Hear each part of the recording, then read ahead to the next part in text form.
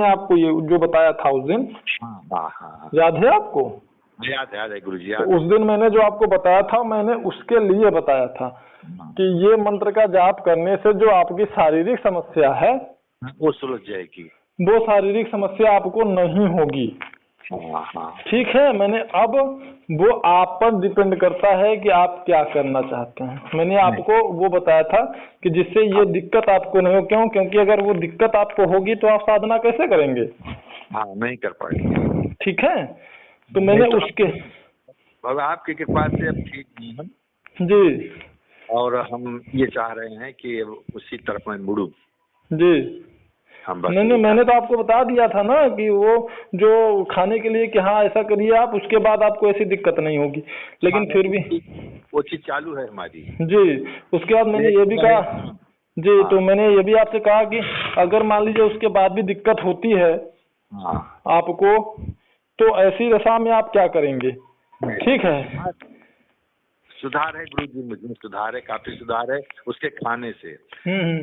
अब उसको हमने अपनी दिनचर्या बना लिया।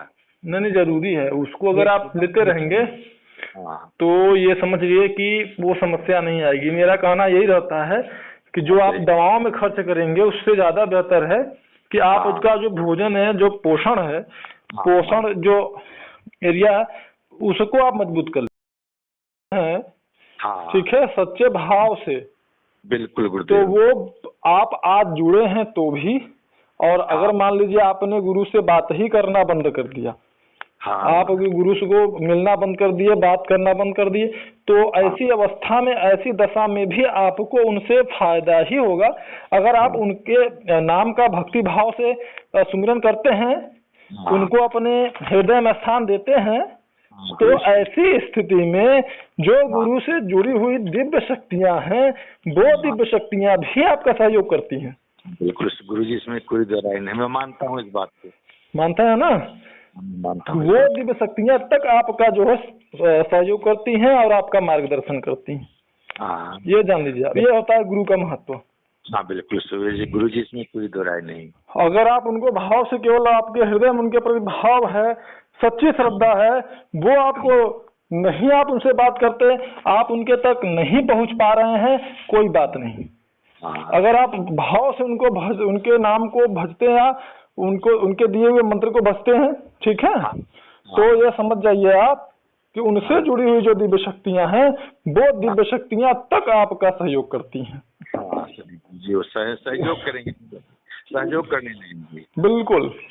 नहीं तो गुरुजी आपका मंत्र जो बड़ा सुंदर है, बहुत प्रेम से, बहुत आनंद से, बहुत मस्ती में मैं उस चीज को भजता हूँ, जपता हूँ। वही मैं आपको बता रहा हूँ कि अगर आप भगवान राम को भजते हैं तो भगवान बजरंगबली तो ऐसे ही आपसे प्रसन्न हो गए। और अगर भगवान बजरंगबली को भजते हैं तो भगवान राम तो आपसे ऐसे ही प्रसन्न हो गए। इसमें कोई दो राय नहीं। तो उसी प्रकार से भक्त का, अगर भगवान का जो भक्त है या दिव्य शक्तियों का जो भक्त है, अगर उस भक्त को भजते हैं, यानी गुरु को, अगर गुरु है तो जाहिर सी बात है उन दिव्य शक्तियों का सानिध्य उसको प्राप्त है। तो आप उस अगर गुरु को भी भजते हैं ना, उस भाव पूर्ण रूप से उनको याद करते हैं, सिमरन उनका भाव रहता है, मन में आपके दिल में स्थान होता है श्रद्धा भाव से, तो आपको उनसे जुड़ी दिव्य शक्तियां तो स्वतः ही आपका सहयोग करने लगती हैं। बिल्कुल सही, कोई दो राय नहीं। ये बहुत ही गूढ़ विषय हमने बताया आपको। बहुत सही कह रहे हैं आप, सच कह रहे हैं जी। सच कह रहे हैं। आप लगे रहिए बस, ठीक है। और हम हमसे जो हो सकेगा हम आपका सहयोग करेंगे। ठीक है। उसमें आप एकदम जान लीजिए कि किसी भी चीज की जब आपको जरूरत होगी ना, तो उस समय आप हमको कॉल नहीं करेंगे, बल्कि हम स्वयं आपको कॉल करेंगे। अच्छी बात गुरुजी। एक निवेदन और है जी कि नवरात्रि में जो है, जो फोटो आपने दिया है, उस फोटो को सामने रख करके और हम उसी मंत्र का जाप करेंगे जो आपने कहा दिया है। हाँ। ठीक रहेगा? हाँ बिल्कुल रहेगा, बिल्कुल। अच्छा, तो बस यही चाह रहे हैं कि हम वो नवरात्रि में जो है, नवरात्रि से वही शुरू कर दूं। ठीक है।